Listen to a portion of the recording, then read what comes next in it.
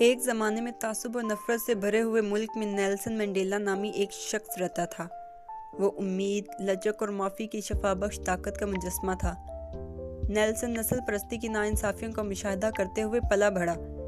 ایک ایسا نظام جس نے لوگوں کو ان کی جلد کے رنگ کی بنیاد پر تقسیم کیا، اکثریت کے لیے مواقع اور آزادیوں کو محدود کیا۔ جابرانہ ماحول کے باوجود نیلسن نے پرامن ذرائع سے ناانصافیوں کے خلاف لڑنے کا انتخاب کیا۔ ایک بدقسمت دن جب وہ نسل پرستی کے خلاف کھڑا ہوا، اس کی پرامن سرگرمی ہی اسے قید کرنے کا باعث بنی۔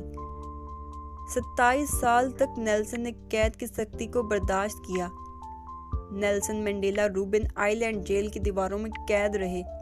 اپنی پوری مدت کے دوران وہ نسل پرستی کے خلاف مزاحمت کی ایک اٹل علامت بنے رہے۔ جیل کے دروازے کے باہر کی دنیا ان کی رہائی کے لیے پکار رہی تھی۔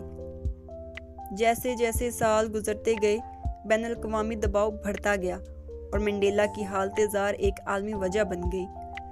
انصاف اور مساوات کے لیے ان کے غیر متزلزل عزم کو دنیا بھر کے رہنماؤں، کارکنوں اور روزمرہ کے لوگوں کی حمایت حاصل تھی۔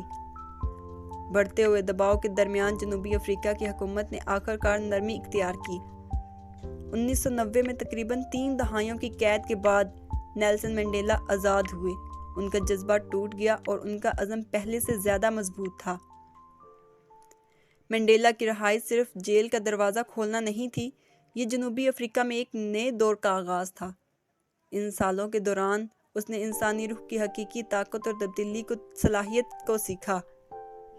ان کی رہائی کے بعد دنیا کو انتقام، غصہ اور تلخی کی توقع تھی، لیکن نیلسن منڈیلا نے ایک مختلف راستہ منتخب کیا۔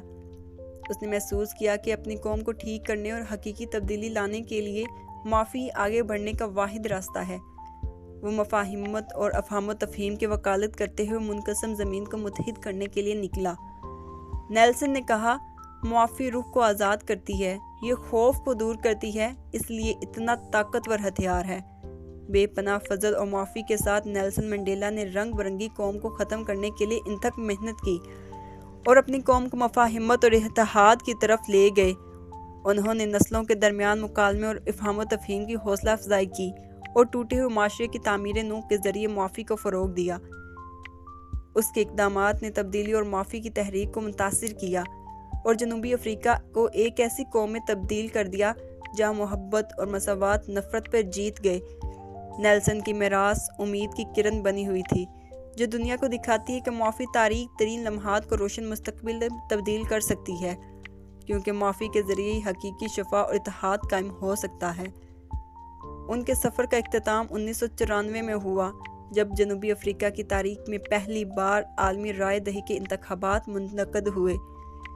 نیلسن منڈیلا وہ شخص جس نے تاریک ترین دور کو سہا تھا، امید کی کرن اور تبدیلی کے مجسم بن کر ابھرا۔ وہ جنوبی افریقہ کے صدر کے طور پر منتخب ہوئے، جس نے نسل پرستی کے خاتمے اور قوم کے لیے ایک نئے جامع دور کا آغاز کیا۔ نیلسن منڈیلا کی قابل ذکر سفر کی داستاں، قیدی سے لے کر صدر تک، تاریخ کی سب سے قابل ذکر باب کے طور پر کہانی ہے۔ اس کی کہانی ناقابل تسخیر انسانی روح اور بظاہر ناقابل تسخیر چیلنجوں کے باوجود تبدیلی کی صلاحیت کا ثبوت ہے۔